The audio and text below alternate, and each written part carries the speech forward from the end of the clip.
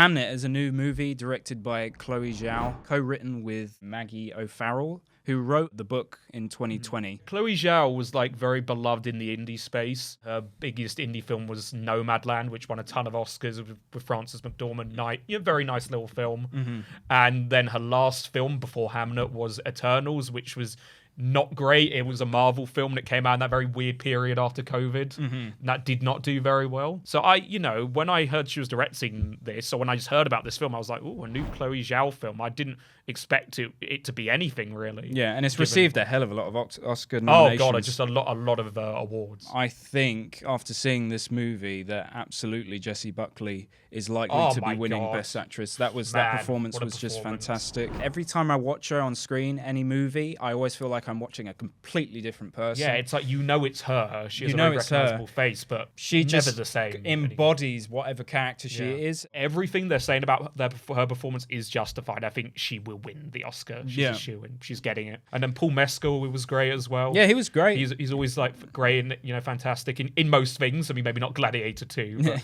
generally, he's a very great Even actor. the children. Even the children, I thought, were fantastic. Jacoby Jew. Yeah. How on earth do you give a performance like that at the age of 10 or 11? Like, that kid feels as if he's lived a life. So I don't know, what do you pull from? I know, right? What sort of shit have you gone through? Exactly. He was amazing. And that's the thing. Child actors can be very hit or miss. Yeah. I felt all the kids in this film were not like ear-gratingly cute. They were great. There's something that I do enjoy about this movie, that there's a lot, is the way that it really captures that feeling of being in that period. And also just Agnes's character in particular, you can tell how there's definitely this feeling of almost like a spiritual nature that spiritual relationship that she has with nature. Yeah, I mean, with the earth. Yeah, with earth. Yeah. I thought that was kind of mesmerizing. I thought it was... I mean, the cinematography in this is gorgeous. Yeah, it was great. But overall, people have been saying that this movie just wrecked them emotionally. Yeah. I never had that experience with this movie whatsoever. And I think that's where I felt... very different to the majority of people. I know a lot of people have also said this, but I felt like this movie is one of those movies that right now is being considered, an absolute masterpiece, and it's getting all these nominations. But I feel like in a while, I think people will come to terms with the fact that it's a very emotionally manipulative movie, in my opinion. I feel like every emotional beat in this movie was extremely deliberate and almost trying to impress itself too much onto me. When you get emotional with a movie, it's always a moment for me personally where I feel like it catches me off guard. It could be the subtlety of a scene, a subtlety of a facial expression, or, a piece of acting or something. For me, it felt like I was just getting, like, it was feeding me into this trap of like, okay, this last act, I'm going to break you. I'm going to bring you to tears at this very moment. And it felt almost like it's formulaic in that sense, yeah. And that could be also the fact that, which is one of the most beautiful pieces of music ever by Max Richter. Is it Under the Nature of Daylight or In the Nature? Yeah. In the Nature of Daylight. Like, that's an amazing song. I've heard that like many times. Yeah, and Arrival. Yeah. Even in... Last of Us, which really did affect me in that moment, but it's an interesting debate to have when it comes to music tracks that we've heard countless times before. Yeah, like the merit of like that argument in itself, saying like, because I've heard this so many times, that when it comes to this point in the story, I heard it and I just thought, it's so formulaic. I just didn't get me. It just didn't grab me. And at no point in the movie, yes, it made me feel very. Obviously, it takes you on an emotional journey, and it does affect you in that sense. Especially, I think mostly. No spoilers, but I mean that ending. Yeah. Since we're talking about piece of music, that piece of music is at the end. Yeah. Emotional journey. That is correct. I can agree on one level. This film is extremely sentimental, and it wears its sentimentality on its sleeve.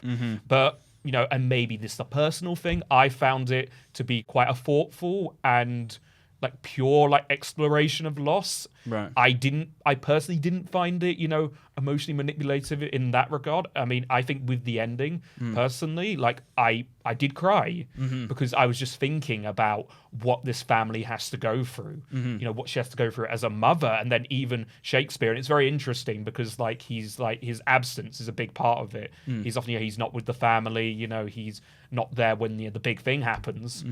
I think when just contextualizing what the family had to go through and why he wrote like Hamlet, for that reason, it hit me like a ton of bricks, man. And you can make the argument, using that song on one level is emotionally manipulative. That's very much to do with the nature of how audiences react to music and the artifice of cinema, right? But honestly, the music, it enhanced that ending for me. I really wanted to get to that point. I'm someone who easily cries, especially when it comes to shit like this. But it really actually left me quite cold at the end. I didn't have an emotional reaction at all, and I was really trying. And I feel like that's bad as well. Like, I heard that people had emotional reaction. Yeah. It wasn't like I was trying to keep that in mind. I was really trying to follow the movie and naturally get to that point. I do find it very interesting how obviously we don't really know what happened with William Shakespeare and Hamnet, and how his kid died. It's like, I think it's a fictionalized. It's a fictionalized thing because no one really knows. Yeah, and I love that they focus on what they know, and it's linked to certain points that we have confirmed throughout history, and then they've taken their own creative liberties to get to that point. That's fascinating. Yeah, it is fascinating, and in no way did I feel like that was in like any bad intent. I felt like she had definitely done her fucking homework when it came to, just what happened, and just the Black Plague, and even just the thing with the light show when he's through the city. Well, interestingly, the light show and the puppet show, that is one moment some people have criticized on this film as being a little too on the nose, right? Like in terms of the themes, which I can understand that, but I didn't mind because I felt that was quite an interesting sequence, right? Because it was nice to see them explore a world outside the confines of Shakespeare's home and the forest. So I didn't really have a problem with that. Yeah, no, I quite liked that. I liked that. I liked a lot of the scenes where he's just walking through the city, through the town, and he's just you see people with those awful masks that they used to wear that practically did nothing. But, I mean, funny enough, that mask makes me think of Assassin's Creed. I don't know why. That's the first thing that came to mind. For me, that's just historically fascinating to be taken to that point in time. On paper, I think this movie should have worked for me, but it just didn't. I felt like the storytelling beats, it just didn't really. I felt like this movie is very one note, very miserable, and very much one thing. And I think when it's just relentlessly that so much that way, it feels like it's almost overbearing in the sense that it can actually reduce the feeling of emotions, because it's just so overbearing. It didn't feel like if it was just effortlessly bringing me along, even though the scenes where you are capturing like just the emotions on these characters' faces, it felt very raw the way it was shot. It wasn't like it has all this music that's carrying you along. And I felt, and the performances as well. Yeah, the performances. Both, Paul Mescal and Jessie Buckley together. Yeah, she very much, she lets the actors do their work when they have to. And, absolutely. And just, No, it does make me really excited for what Chloé Zhao does next, because I think she is best suited to smaller scale projects like this rather than an Eternals, like a big superhero film. Yeah, she's better doing character-based dramas. I mean, this film has really showed that. Yeah. So I think that's what she honestly needs to stick to for her next film, because it's really worked for her. I mean, given how well this film has done. I'm glad that you had that reaction. Yeah. I'm happy that a lot of people had that reaction. I was not expecting it. I'd heard of the fact that so many people had cried and had such a reaction to it. I didn't think I would, but it really caught me off guard. I actually, as the credits were rolling, I rarely do this. I just stood there. Just fucking take it in. On the way of the story. I completely think that it deserves every nomination it's gotten. Yeah, I think it by design, and I think that's the problem that I had was by design. It was a very Oscar movie, in that sense, intentional or not. But it just felt very. Some things did feel too on the nose